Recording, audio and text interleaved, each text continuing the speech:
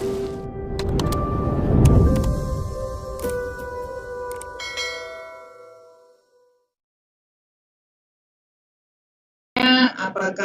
ASN saja atau ada CPNS. Jadi kalau kuota ASN atau CPNS itu bukan kewenangan dari Kemendikbud ya. Jadi ini adalah kewenangan dari Kemenpan RB bahwa apakah tahun ini dipenuhi dulu dengan ASN P3K, lalu tahun depan ada lagi formasi untuk CPNS, itu bukan kewenangan Kemendikbud.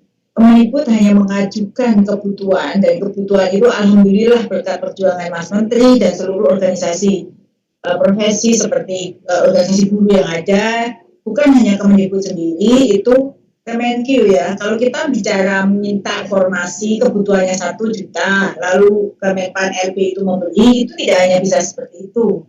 Karena di dalamnya itu ada kementerian lembaga yang terkait. Seperti kalau kuota diberi 1 juta, namun tidak ada anggaran untuk membayarnya, ya tentu tidak. Jadi berkat perjuangan Mas Menteri dan seluruh organisasi yang ada, organisasi guru yang ada, wadah organisasi yang ada, itu maka bisa, dan tentu dengan DPR juga, itu sudah dikabulkan kebutuhan guru kita 1 juta ini dipenuhi dengan ASN P3K. Nah, kalau tadi kita ngomong ada guru jumlahnya 742.000 guru honorer sekolah negeri. Itu pun kalau diangkat seluruhnya, jika kita berandai-andai ya, seluruh guru ini lulus dalam seleksi itu masih kurang. Ya, masih kurang. Jadi kalau ada seluruh ASN, seluruh honorer ini lolos seleksi dan diangkat semua, kita masih kekurangan loh. 275.000 itu kekurangannya. Maka ini dibuka seleksi ini bukan hanya guru-guru honorer yang sudah terdaftar di Dapodik, namun guru-guru namun lulusan yang baru fresh graduate yang sudah mempunyai sertifikat pendidik yang belum mengajar, itu dimungkinkan untuk memenuhi formasi. Kenapa sih kok P3K?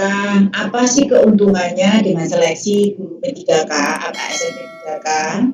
Bapak Ibu yang saya hormati, kalau kita bicara 742.000 guru honorer, itu 59%-nya loh, itu di umurnya di atas 35 tahun. Separuh lebih, 437.000-nya itu sudah berumur di atas 35 tahun. Kalau sudah berumur di atas 35 tahun, kami sangat peduli bahwa guru-guru ini sudah tidak mungkin lagi ikut seleksi CPNS. Tetapi mereka sudah mengabdikan dirinya demikian lama di dunia pendidikan, dan kita apresiasi dengan seleksi ASN P3K yang tidak membatasi umur, sampai 59 tahun pun guru-guru yang sudah mengabdi boleh mengikuti. Nah, rekrut ini sebenarnya itu sangat berpihak pada guru P3K, guru honorer di sekolah guru honorer. Kenapa? Karena nanti jika Bapak Ibu lulus seleksi ASN P3K, maka hak sesuai yang diatur dalam Undang-Undang Nomor 5 Tahun 2014 tentang ASN itu seperti berhak mendapatkan penilaian kinerja, penggajian dan tunjangan, pengembangan kompetensi, dan berhak mendapatkan penghargaan. Itu sebenarnya keberpihakan kita. Kenapa jumlahnya separuh lebih, 59%-nya lebih. Sedangkan bagi guru P3K, jadi berpihaknya juga kepada yang, tidak hanya kepada yang berumur di atas 35, bagi yang di bawah 35 tahun, itu tetap dapat melamar, mengikuti atau melamar formasi CPNS jika nanti dibuka. Jadi sebenarnya berpihak kepada semuanya. Kita tahu bahwa guru honorer yang jumlahnya, guru honorer yang ada di seluruh Indonesia tadi itu sudah begitu besar pengabdiannya, menutupi kekurangan guru yang ada di Indonesia ini dengan mengajar berbagai mata pelajaran. Mungkin lebih dari, pokoknya intinya itu kalau kita lihat ada 1 juta guru yang kurang. Namun sekarang pembelajaran tetap berlangsung. Saya yakin ini kontribusi yang paling besar adalah dari guru yang ada di seluruh Indonesia. Oleh karena itu, pertama kita berpihak pada guru-guru honorer yang berumur 35 tahun ke atas, juga memberi kesempatan kepada yang berumur di bawah 35 tahun nanti bisa mengikuti seleksi, tapi kita pun juga berpihak kepada peserta didik kita. Kita ketahui bahwa saat ini Kemendikbud itu sedang sangat memberikan kebijakan pendidikannya sangat masif. Perlu kecepatan berpikir, penyesuaian, perlu kecerdasan, perlu update terhadap semua kebijakan yang baru. Oleh karena itu, kita pun memerlukan, meskipun guru honorer itu yakin sudah pengalamannya sangat banyak di dunia pendidikan, tetapi Undang-Undang ASN mengatur tidak ada pengangkatan ASN tanpa seleksi. Oleh karena itu, tetap ada seleksi guru P3K yang diberi kesempatan kepada guru honorer sekolah negeri maupun swasta yang sudah terdaftar di Dapodik, individu baru atau orang baru lulus tapi dia sudah mempunyai sertifikat pendidik, atau guru honorer K2 yang sudah ada di database BKN. Nah, supaya nanti jika sudah diangkat itu berhak mengikuti mendapatkan tunjangan profesi, maka ijazah Bapak Ibu juga harus linear dengan apa yang Bapak Ibu lamar. Maka kemarin kami membuka pendaftaran atau mengecek linearitas Bapak Ibu dengan melakukan verval linearitas agar jika nanti Bapak Ibu sudah menjadi guru dan diangkat itu tetap bisa mendapatkan haknya, mendapatkan sertifikasi seperti itu. Nah, Bapak Ibu yang saya hormati, sekarang sih ada juga guru-guru honorer yang belum melakukan pengecekan linearitas atau belum melakukan verval. Nanti mungkin tadi Mas Nugroho sudah menyampaikan, silahkan bagi yang belum, apakah masih ada kesempatan? Sepertinya sudah ditutup di akhir bulan Februari kemarin.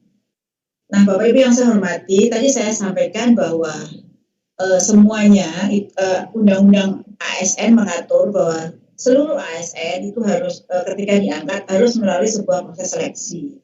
Nah, Bapak Ibu pun meskipun saya yakin yang sudah pengalaman puluhan tahun mengajar itu pasti sudah punya pengalaman dan ingin mendapatkan afirmasi atau penghargaan. Kami pun memberikan afirmasinya dengan 3 kali mengikuti tes jika Bapak Ibu tidak lulus di tes pertama.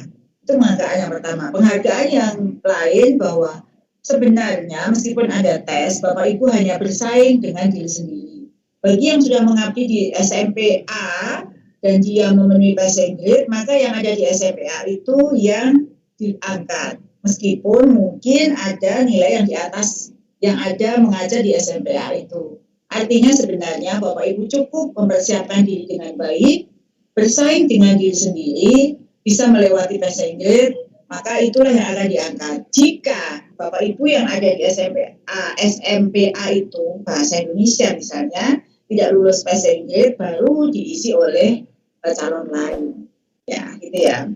Lalu seleksinya itu apa? Jadi kalau dari apa yang saya sampaikan tadi, kira-kira apa sih keuntungannya ASN seleksi rekrut guru ASN P3K ini? Tentu banyak sekali keuntungan. Misalnya gaji, misalnya saya tahu bahwa gaji guru honorer hanya tergantung kemampuan sekolah saat ini. Nah, sekarang gajinya diatur oleh Perpres nomor 98 tahun 2020 sekitar 2,9 juta. Kalau aspek pengangkatannya ya kalau guru honorer bukan pejabat pembina kepegawaian tetapi sekolah. Kalau sudah jadi guru ASN P3K maka yang mengangkat pejabat pembina kepegawaian atau Pemda. Kemudian ada mendapatkan tunjangan melekat, mendapatkan penghargaan, mendapatkan perlindungan, berhak mengikuti peningkatan kompetensi, berhak mengikuti sertifikasi, kemudian berhak juga mendapatkan tunjangan profesi dan berhak meningkatkan jenjang karir. Itu adalah aspek-aspek keuntungannya. Nah, sedangkan tesnya nanti Bapak Ibu memang ada seleksi. Nah, seleksi itu lebih kepada kompetensi bidang ya. Kompetensi bidang itu jangan takut bagi Bapak Ibu yang sudah mengampu lama, pasti dia akan lebih dibandingkan dengan yang mengampunya baru. Jadi jangan takut kalau seleksi, karena seleksinya adalah kompetensi bidang. Kompetensi bidang itu bobotnya 60%, sedangkan sisanya adalah manajerial, sosiokultural, dan pertanyaan wawancara. Jadi itu kira-kira kemudian pertanyaan tentang bahan belajar. Jadi tadi Mas Nugroho sudah memberikan bocoran. Itu nanti besok ya, kalau tidak bisa ikut Zoom meetingnya, itu bisa mengikuti melalui kanal YouTube. Itu adalah launching guru belajar dan guru berbagi seri P3K. Di situ nanti bahan belajar ada di situ, tidak harus online atau online belajarnya, tapi bisa diunduh dan bisa di-share kepada siapa saja yang ingin belajar mempersiapkan untuk mengikuti seleksi ASN P3K. Jadi itu mengulang mungkin atau menegaskan materi dari Mas Nugroho. Saya yakin tadi sudah disampaikan. Kira-kira seperti itu, Pak Joko Susilo. Jika ada pertanyaan, dipersilahkan. Saya rasa cukup materi dari saya. Assalamualaikum warahmatullahi wabarakatuh. Waalaikumsalam warahmatullahi wabarakatuh. Terima kasih Prof. Nunuk yang sudah memaparkan terkait dengan P3K. Kemudian masih ada waktu